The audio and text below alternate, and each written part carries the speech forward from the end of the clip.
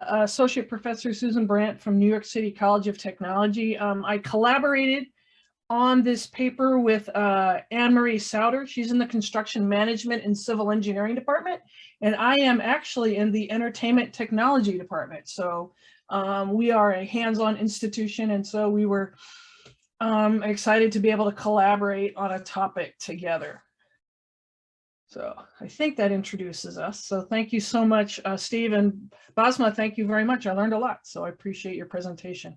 So today we're going to talk about what will return when we return. So we're contextualizing the building of health and safety concerns in entertainment venues in a post-COVID world. So we were examining locations in New York City, how they were managed before pre-COVID, and we're going to then observe what happens post-COVID to see if history repeats itself.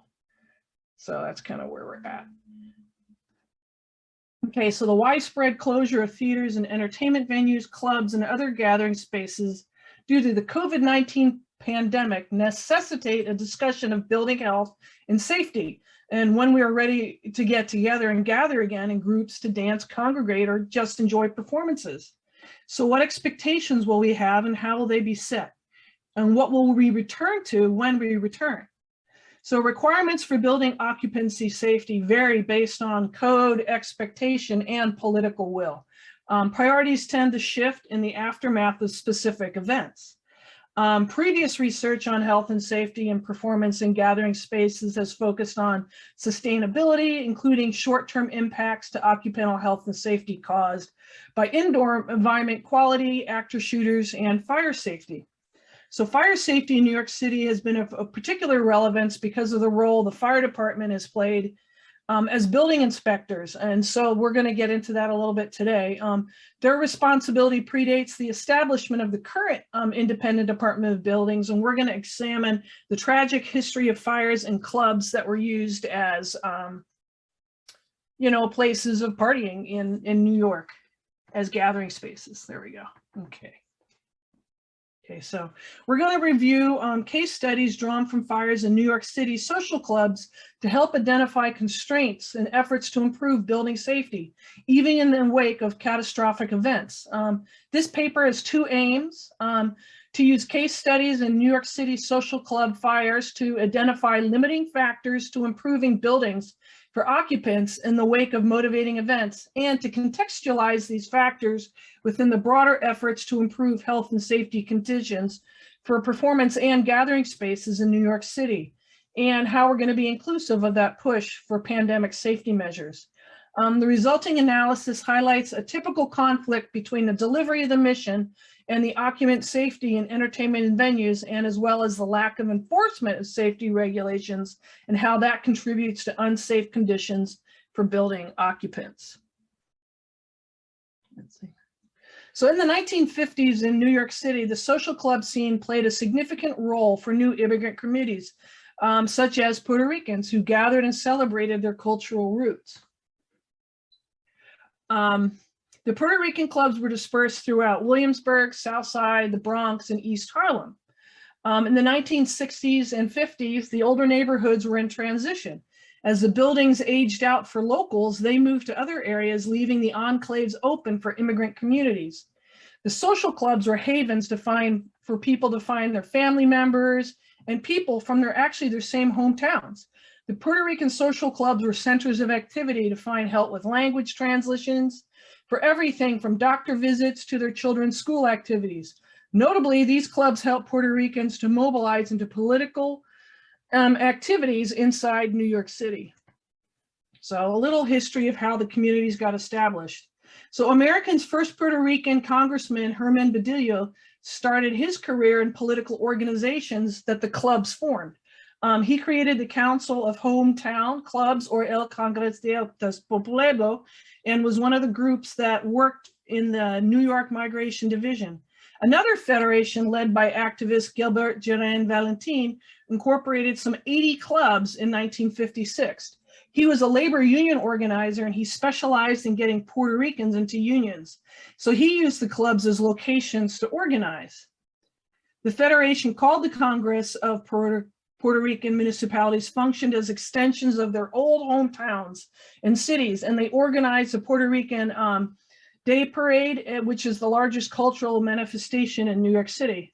The clubs also provided a home away from home for many people. They sponsored baseball teams and beauty pageants and cultural causes. They raised money for things. They created job opportunities.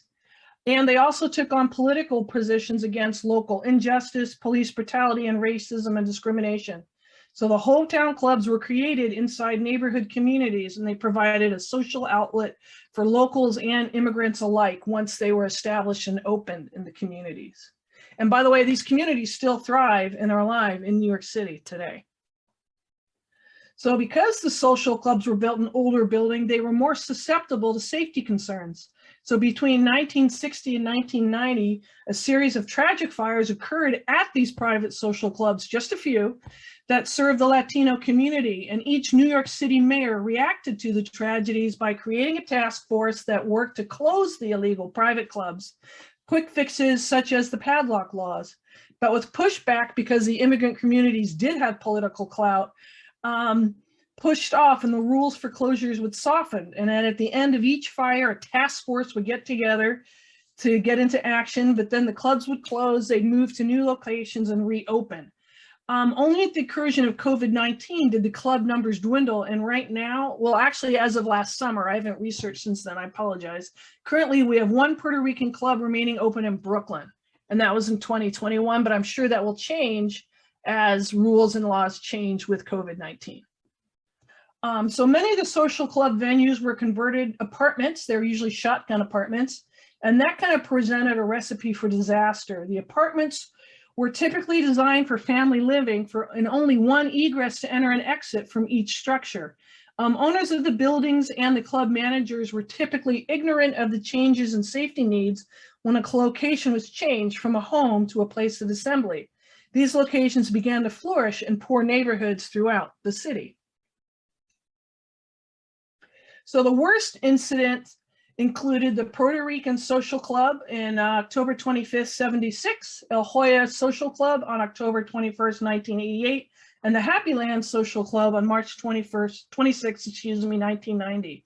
The behavior of the owners and the crowds presented a grim prediction of the outcomes, and it's unfortunately that the history of past fires only predicted catastrophe in the future due to behaviors being repeated. And so just as a side note, all of these fires were created by arson, but really the key note is the fact that all the structures were similar, which contributed to the tragedies being of such large measure. So the first conflagration was at the Puerto Rican Social Club, and it served the local community, providing a location to congregate and celebrate their heritage. The club was inspected and passed fire inspections. The owners used a loophole in the local laws, and they didn't have to have a local license. So in New York City, in this era, if you wanted to sell liquor and didn't want to bother with a liquor license, you could claim, regardless of your ethnicity, color, whatever, if you were a fraternal organization, you could sell alcohol without a license, as long as everyone was signed in as a private club member. And that was kind of how the loophole that created loopholes. This current congregation was started by an arson who had a fight with his wife at the location earlier in the day. He returned with gasoline and poured it at the entrance near the stairs. The stairwell became a flume for the air, and it created just a big fire that flew up and caught the rest of the structure on fire, trapping many people upstairs. The fire spread so fast, 25 patrons died and 24 others broke a window and followed the band out a window into the street, and they were hurt that way. During the examination of the post-fires, discovered that most people died from smoke inhalation, so you get the idea, the toxic substances in the nature of the interior of the wood and the structure and the what things were made out of, and the just the poison of the gasoline itself contributed to their demise. Local officials researched the location and found the incendiary areas and took samples of the wood and determined that that was how people passed away. They were concerned that there wasn't a liquor license, but again, they had followed all the rules. And all the police commented on was that it was one location of dozens of others in the Bronx that were selling alcohol freely within the loophole in the laws. So in 1988, the Hoyo Social Club, which is the second location I want to talk about, was one of the many illegal social clubs located in the Bronx. There were about 200 people in this location. I just want to let you know the danger of this place was it was a basement underneath a one-story structure that was 6 other businesses. So the only way in or out was the staircase. And the big issue with this is one entrance, one exit, and the fact that the ceiling was only 7 feet tall, which didn't allow the air to dissipate anywhere. So when that location caught on fire due, again, to gasoline being spread on that location, people were not able to get out. And so people actually had to break out through the other stores and structures to get out of the building. This was significant in New York City because it was a 5-alarm fire. It was very difficult for them to put out. And there were 6 people died and 36 were injured. Okay, let's see. So Mayor Koch, who was the mayor at the time, said the city inspectors didn't know about the place and that they didn't have any licenses. But what was interesting was a party goer also commented in another article that there were over 200 people there and he'd seen the place raided several times through his experience living in the neighborhood. And so for a place that somebody knew about it, nobody seemed to know about it. And again, our assumption is the club's very existence relied on the need for an inexpensive location for immigrants to congregate. The young party goers didn't perceive the dangers. They only knew it was a great place to meet and congregate with their friends. And the location, to my perception, was a death trap waiting to happen with low ceilings and one exit. So it's another prime example of how power and greed were prioritized over people's lives. So the last location I wanted to talk about, it was in 1990, and that was the Happy Land. It was a 2-story structure, 2 apartments converted into a 2-story bar. And again, there was a patron that argued with somebody. And he was ejected. It turns out his girlfriend worked there as a ticket taker. She was on the 2nd floor. So in this case, no one was at the 1st floor entrance. The party and the event was on the 2nd floor. So the gentleman came back with $1 worth of gasoline, poured it into the door and lit 2 matches and walked away and caught the structure on fire. Nearly all the victims, 61 men and 26 women, died due to smoke inhalation or through the crush of the crowd trying to get down the stairs. It was commented many times on local authority that only one person could go up or down this staircase at a time. So unless they broke out a window from the upstairs, the back door was blocked and the front door was on fire. So there weren't a lot of ways out of this structure. New York Fire Department asked for a NIST report. And what was interesting about that was I discovered there were fire sprinklers on the 2nd floor. There were 7, but only 5 worked. So then they made a report on how if the building had been upgraded and repaired and different materials installed, how this tragedy might not have happened. So there was a lot of political pressure over this location. They tried to close it several times. And actually the owner of the location was cited with safety violations. He didn't show up in court and he was never served papers or claimed he hadn't, and therefore they never really shut the place down. Turns out this owner owned 11 different locations, 3 of which were subsequently shut down. So building violations were not a high priority in the city, and that's why they claim the warrant was never served. So again, even in the 1990s, we were repeating history. So for our analysis, we used a dim ice evaluation. Dim ice is used for crowd analysis. And what we did was we looked at the each specific location, the entrance, and compared them all. So a dim ice chart looks at the design, information, and management versus the ingress, circulation, and egress of the specific location. You can compare the normal operation and emergency operation to determine possible issues and changes for the safety event. In this case, we used it to narrate what all 3 locations had in common that led to such devastating tragedies. So the charts created are all focused on the entrance and egress of each social club, and their colors. Green is, of course, go, it's safe. Yellow is this is highly questionable, and red is this is a tragedy waiting to happen. So this is the analysis. You've got 5 minutes left. So. Terrific. Thank you, sir. So this is the analysis of the Puerto Rican social club. So the entrance is dubious, and the fact that no one in the club can see what's happening in the stairwells is a serious problem, and nobody was stationed there. So we consider the this location a fire trap. The single stair leading to the bar and the dance floor doesn't bode well for anyone, and it's terrifying to look back at the tragedy and realize the patrons were in severe risk every time they entered this location, anytime this stairwell could have been blocked for any reason. The next club is the Ahoy Social Club, and it also only had one egress, and that was the basement location. The neighborhood reported the Ahoy Social Club actually ran 24 hours a day, and they all considered it a danger, but couldn't seem to get anybody to shut the place down.